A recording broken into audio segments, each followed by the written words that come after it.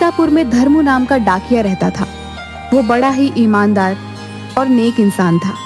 गांव के सभी लोग उस पर बहुत भरोसा करते थे। गांव के जितने भी लोग थे सब धर्मू डाकिया से ही पत्र भेजते थे, क्योंकि वो समय पर पत्र पहुंचा देता था। अरे धर्मू भैया, कैसे हो? बढ़िया हूँ बहन, आप बताएं कैसी हैं? सब बढ़िया है भैया।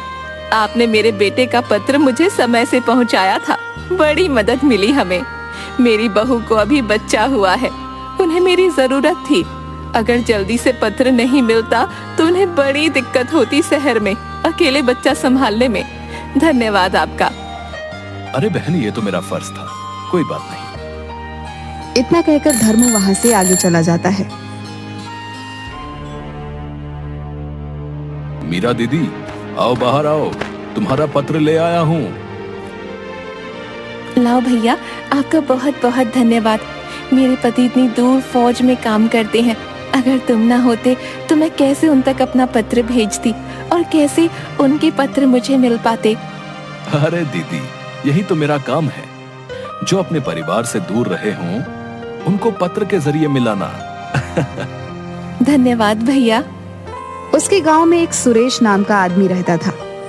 सुरेश भी धर्मू को जानता था, पर उसने कभी भी किसी को कोई पत्र नहीं भेजा था।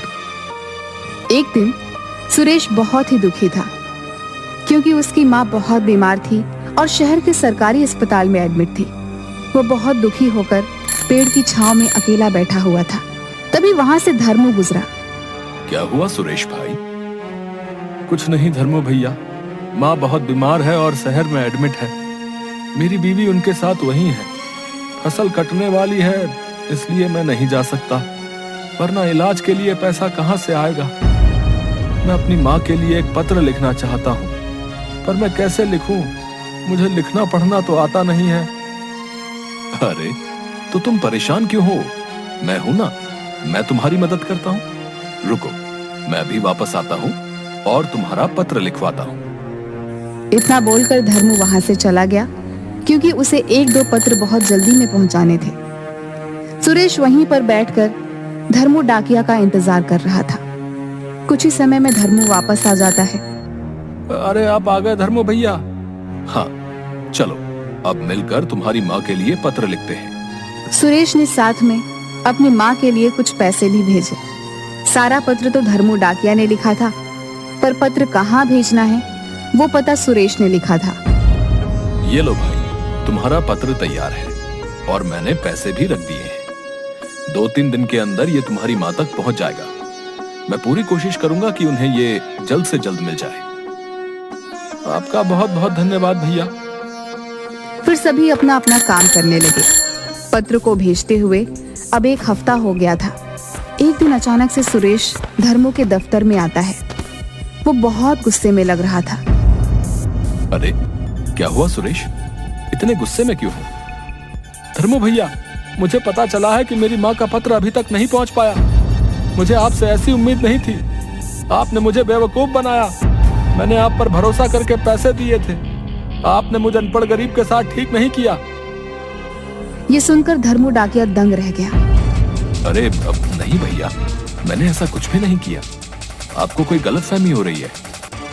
सुरेश धर्मू की आगे की बात सुने बिना ही अपनी आंसुओं को पोंछते हुए वहां से चला गया। अगले दिन गांव के सरपंच सुबह सुबह ही धर्मू डाकिया के घर पहुंच जाते हैं। अरे धर्मू, तुमने क्या किया भाई? हैं? हमारा इतने सालों का भरोसा तुमने तोड़ दिया, वो भी थोड़े से पैसे के लिए। क्या सरपंच जी, आप ऐसा कैसे बोल सकते हैं? ऐसा कुछ भी नहीं हुआ। मैंने तो अपनी तरफ से पत्र आगे पहुंचा दिया था और ये भी कहा था कि इसे जल्दी से जल्दी पहुंचाना है। मैं नहीं समझ पा रहा हूं कि आखिर हुआ क्या। तो फिर सुरेश की माँ का पत्र और पैसे कहाँ गए भैया? हैं? अगर तुमने कुछ नहीं किया तो? मुझे खुद भी नहीं पता कि आखिर हुआ क्या है। आप मुझे एक मौका दीजिए, मैं पता करता हूं कि आखिर हुआ क्या है। हमें कुछ नहीं सुनना है। हाँ बस, तुम्हारी ये गलती माफ नहीं की जा सकती है। तुम्हें अब हम गांव में काम नहीं करने देंगे। हमें अब दूसरा डाकिया चाहिए। धर्मू सरपंच की बात सुनकर एकदम से दंग रह जाता है और कुछ भी नहीं बोल पाता। सरपंच वहां से गुस्से में चले जाते हैं। आप तो जानते हैं ना प्रभु, मैंने ऐसा कुछ नहीं किया। न जाने मैं कैसे साबित करूंगा कि मैंने ये सब नहीं किया है। भैया जरा कुछ राशन दे दो। अरे जाओ जाओ, हम नहीं देते ऐसे धोखेबाजों को राशन, हमें माफ करो भैया। धर्मू ये बात सुनकर बहुत दुखी होता है। भैया मैं सालों से तुम्हारे यहाँ से ही राशन लेता आया हूँ और आज तुम ऐसा कह रहे हो। अरे सालों से हमें तुम्हारा असली चेहरा भी तो नहीं दिखा था ना भैया। दिखा होता तो कभी अपनी दुकान पर खड़ा ही नहीं होने देते हम। हाँ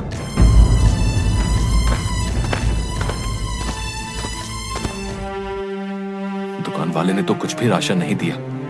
2 दिन से काम पे भी नहीं गया हूँ। ऐसा चलता रहा तो भूखा ही मर जाऊंगा मैं। धर्मू बहुत घबरा जाता है। उसे कुछ भी नहीं समझ आता कि वो क्या करे। वो काफी देर तक सोचता रहता है कि ऐसा ना हो कि उसे गांव वाले जाने की धमकी दे दे। अपनी भूख शांत करने के लिए धर्मू पानी पीकर बिस्तर पर लेट जाता है। हे भगवान, ये क्या हो रहा है? अब मैं क्या करूं? दूसरी तरफ सुरेश अपने सारे काम छोड़कर बस अपनी माँ के पत्र के बारे में सोच रहा था। न जाने माँ कैसी होगी, मेरी बीवी सब कैसे संभाल रही होगी।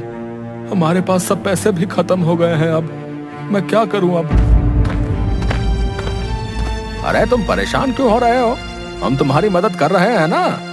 कुछ वक्त लग सकता है पर हम तुम्हारा पत्र और पैसा ढूंढ निकालेंगे भाई। इसी तरह 2 दिन बीत गए। कोई उससे पहले की तरह बात नहीं करता था, मगर उसने अपने स्वाभिमान और सच्चाई के आगे हार नहीं मानी थी। वो हर रोज काम के लिए निकल रहा था। शीला बहन, लाओ, तुम्हें अपने बेटे को पत्र पहुंचाना होगा ना। नहीं बाबा, रहने दो। भगवान जाने पत्र पहुँचे कि नहीं। बहन तुमने भी मुझे ऐसी खरी खोटी सुना दी। अब तुम किसी गरीब का पैसा ऐसे मार के बैठोगे तो हम तुम्हारी आरती थोड़ी ना उतारेंगे। धर्मू अब तक सब कुछ चुपचाप सह रहा था, मगर शीला की ये कड़वी बातें उसके दिल पर लग गई। ठीक है बहन, मेरी ही कुछ भूल रही होगी। चलता हूँ। हाँ हाँ, जाओ जाओ। तुम्हारे जैसे चोर चक्कों को यहाँ रोका भी किसने है? आए बड़े संत कहीं के। 2 दिन बीत गए और धर्मू डाकिया अपने घर से बाहर भी नहीं निकला। सरपंच हमेशा की तरह सुबह सुबह पंचायत में बैठे थे। तभी सुरेश भागा भागा वहाँ आता है। अरे सुरेश, ऐसे क्यों भाग रहे हो भाई? क्या बात हो गई? सरपंच जी, हमसे बड़ी भूल हो गई। अरे अरे जरा सांस ले लो, फिर बताओ क्या हुआ? बहुत बड़ी भूल हो गई हमसे। धर्मू भैया बेकसूर हैं, उन्होंने कुछ नहीं किया। मुझे मेरा पत्र और पैसे दोनों मिल गए हैं। क्या? ये क्या बात कर रहे हो तुम? सरपंच के साथ साथ वहाँ मौजूद सभी गांव वाले ये सुनकर दंग रह जाते हैं। ठीक से बताओ क्या हुआ? कहाँ से मिल गया पत्र और पैसा भाई? सरपंच जी, मुझसे बड़ी भूल हो गई। सारा पत्र तो धर्मू भैया ने लिखा था, मगर उस पर पता मैंने डाला था। मैं ठहरा अनपढ़ गवार, मैंने गलत सलत पता लिख दिया। डाकिया जब पत्र लेकर शहर गया तो वो पता नहीं मिला ही नहीं। 1 हफ्ता इसलिए लग गया क्योंकि धर्मू भैया ने उसे कहा था कि पत्र पहुंचाना बहुत जरूरी है, तो वो शहर में उस पते को खोजता रहा। इतना ही नहीं, धर्मू भैया ने अपने पास से कुछ पैसे भी दिए थे मेरा पत्र जल्दी पहुंचाने के लिए। अरे अब तब तो हमसे बड़ी भूल हो गई है भैया धर्मू को पहचानने में। वो दूसरा डाकिया जिससे धर्मू भैया ने पत्र भेजा था, वो आज ही मेरे पास आया और आके मुझे मेरा पत्र और पैसा लौटा के गया है। मैंने बड़ा पाप कर दिया सरपंच जी, धर्मू भैया पे शक करके। अरे तुम ही क्यों, हम सबसे भूल हुई है भैया। हमें चल के उससे माफी मांगनी चाहिए। फिर रमेश, सरपंच जी और गांव के कुछ लोग धर्मू के घर की तरफ चल पड़ते हैं। धर्मू, दरवाजा खोलो भाई। धर्मू भैया, मैं सुरेश, दरवाजा खोलिए, हमें आपसे बात करनी है। बहुत देर तक धर्मू का दरवाजा खटखटाने के बाद कोई भी बाहर नहीं आता। कहीं ऐसा तो नहीं कि धर्मू गांव छोड़ के कहीं चला गया भाई? अरे नहीं, दरवाजा अंदर से बंद है। तो कहीं ऐसा ना हो कि इतना सब सुनने के बाद उन्होंने कोई गलत कदम उठा लिया भाई? अरे भाई ये सब क्या बोले जा रहे हो हैं? शुभ शुभ बोलो। चलो ये दरवाजा तोड़ते हैं।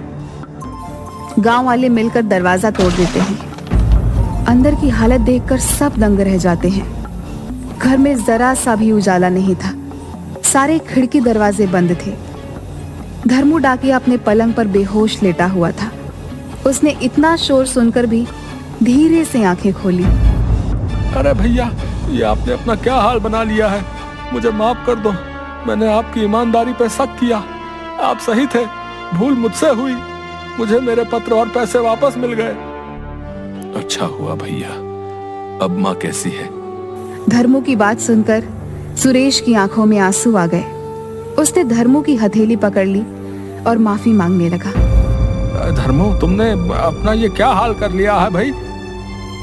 मैंने इतने साल इस गांव की सेवा करके बस विश्वास और मान सम्मान ही कमाया था।